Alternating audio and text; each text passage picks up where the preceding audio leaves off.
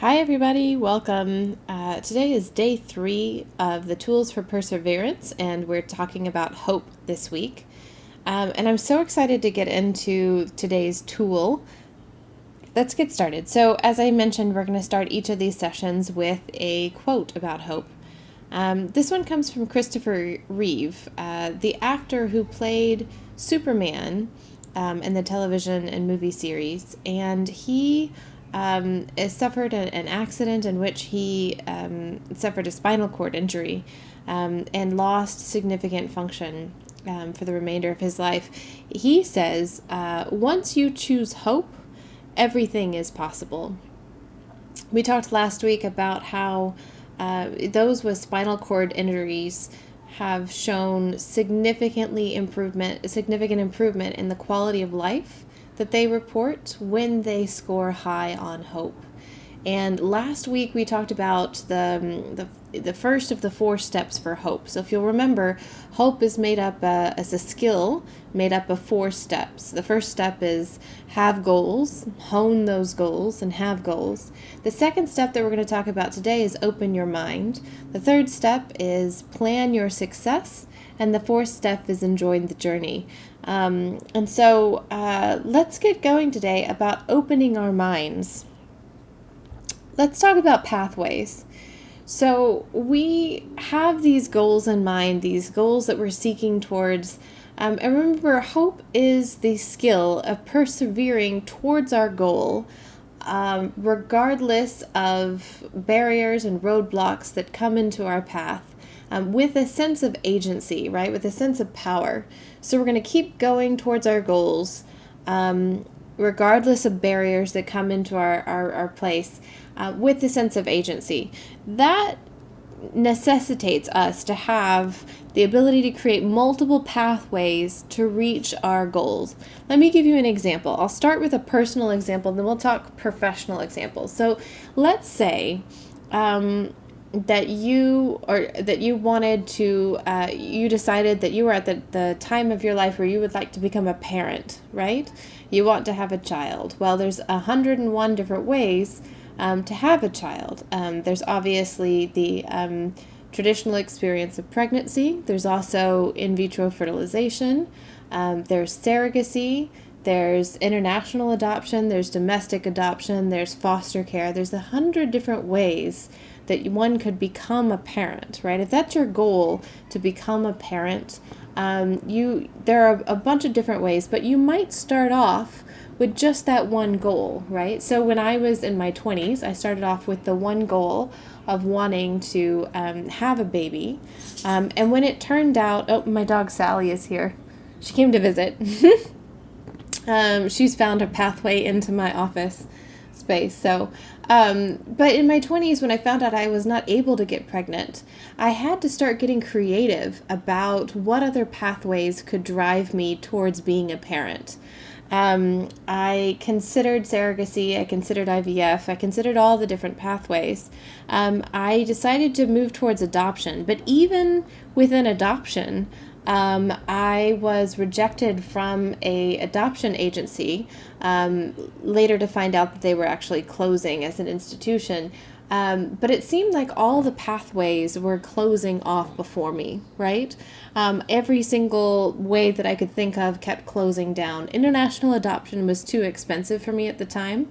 I was in the middle of graduate school and we didn't have the thousands of dollars, the tens of thousands of dollars it takes to adopt internationally. And so I kept going. I pursued my pathway and I chose the foster to adopt program through the state of Texas. And as a result of that, 8 years later, oh, look at that. This is Luis. Luis is my son. We adopted him, I guess it's 7 years ago this year. And he has been the joy of my life. This is him when he's 12, when we adopted him. But he is off at college. He's at the University of North Texas. Of course, during COVID, he's home, staying at his dad's house and taking classes online. But Luis is one of the best things that's ever happened to me, and choosing to adopt him has been one of the greatest decisions that I've made in my lifetime. Adopting an older child was not what I set out to do. I set out with the goal of being a parent. And it took lots of different twists and turns for me to find Luis, and find him and bring him into my family and have my son become part of my life. So that's a personal story in which pathways have to be developed, right? If your goal gets blocked, so, in my 20s, I attempted to have a baby and it was blocked. I wasn't able to. So then I moved to the next goal, right? That adoption. Well, finances made it so that I couldn't, go down the pathway of international adoption, that was blocked off. So I kept developing more and more pathways until I was able to get to that point where I was able to achieve my goal of becoming a parent. And as luck would have it, in my second marriage, I have married into a family where I have two small children now. So I'm the stepmom to a 5-year-old and a 7-year-old, and I am the mom to a 19-year-old. And collectively, I am a parent to 3 different human beings. So I just feel very fortunate and very blessed to have such rich abundance, but they were pathways that I couldn't envision in the beginning. So it's a very personal story I share with you because when we look at our professional lives, we occasionally have to do the same thing, right?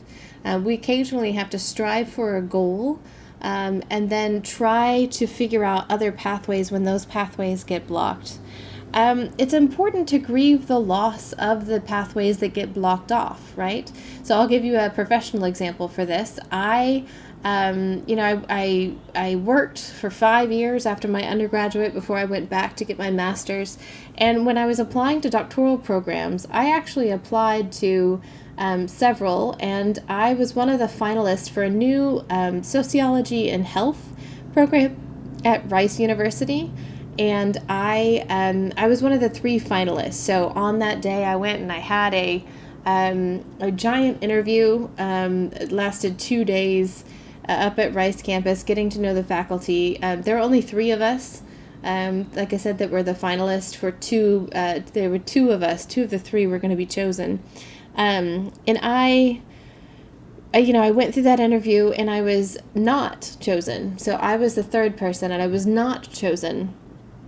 And there was significant grief in that loss. I really wanted to get my doctorate from Rice. I really wanted to work with that program. I really wanted to be part of that team. Retrospectively, looking back, I realized the 2 that they chose were just actually coming out of undergrad and were kind of blank slates, whereas I was an older student and I had opinions and I had thoughts and I was going to take my career in a different direction. And I think that they wanted individuals to come, be part of the team that they were creating and not individuals that were going to take the team in a new direction. I would have been harder to mold. I also look back and I'm grateful. So but I grieve the loss of that dream that I had for myself of going to that program and being part of that and going into a career sort of driven by that degree. And it took a while to grieve that loss before I could celebrate the fact that in getting a doctorate of public health, I was able to do it in a shorter number of years. I was finished and then finished my postdoctoral program.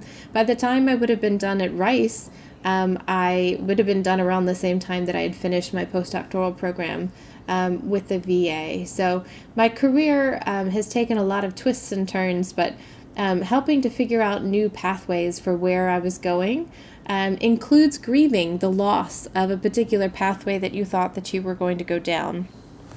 And one of the keys to all of this is getting at the root of what you really want.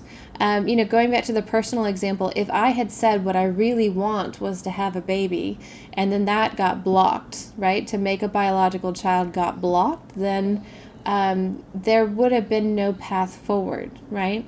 I would have had to scramble to find out what I was going to do next. But what the root of what I really wanted was to be a parent, not to have a baby. And so that distinction, that clarification about what it is that I really wanted helped me to push forward. So when I'm coaching people that are going through a transition time and they're articulating different goals to me. So when I work with fellows who are looking for faculty positions, or when I work with junior faculty that are looking for the ability to make that next move, or if I'm working with some of our physical therapists on going back to school, I always get at the core of what it is they really want, right? Do you want this degree you're applying to just for the sake of having the degree, or is it going to bring what's the purpose of what it is that you really want? Because when you're connected to that purpose, it helps you to create various pathways. In Snyder's Hope model, he talks a lot about pathway development as being really one of the keys to hope. There are 4 steps in hope. Have goals, plan your success. Have goals, open your mind, plan your success, and enjoy the journey. But pathway development is going to be at the core of what it is that enables you to have hope, right? If you're able to switch to a new pathway towards your goal when you receive that barrier. So these were our 4 steps. Hone your goals, have goals in the first place, and then hone them. Open your mind to different pathways. That's what we talked about today. P, plan your success. And E, enjoy the journey. Each of these are key steps to your ability to have hope. And like I said, hope has shown to do some incredible things for individuals in circumstances that they cannot control. So this is my challenge to you. You set a goal. Last week I had the challenge for you to set a goal of how you are going to stay well for your well-being during this time during the pandemic. What is it that you're going to do? And then today's goal is, what other pathways can you create to get what you want? So what will you do if and when your pathways are blocked? So really think through, okay, look at your goal that you've written down. Think through, what is my plan for how am I going to get there? And then what if there's a barrier thrown in my way? What if one of my family members gets sick? What if I was working from home, but now the internet doesn't work? What if, try to come up with different barriers that could come in your way towards getting your goal. I know for me, one of my goals during this time of isolation is to get the same level of exercise that I was getting before, right? I would love to be active, and it's hard in a small apartment. We moved into a tiny apartment while we were building a house, not expecting that we would all be working from home, taking classes from home, studying from home, and little kids trying to go to school from home. And so there's not much space in my world. So as I'm thinking about how it is that I can stay active, right? I'm trying to consider all the different ways that I can do that, and what I will do if those pathways are blocked. So that's my challenge for you for today. What other pathways can you create to get what you want? And then what will you do if and when your pathways are blocked? And I look forward to hearing your answers. All right, thanks.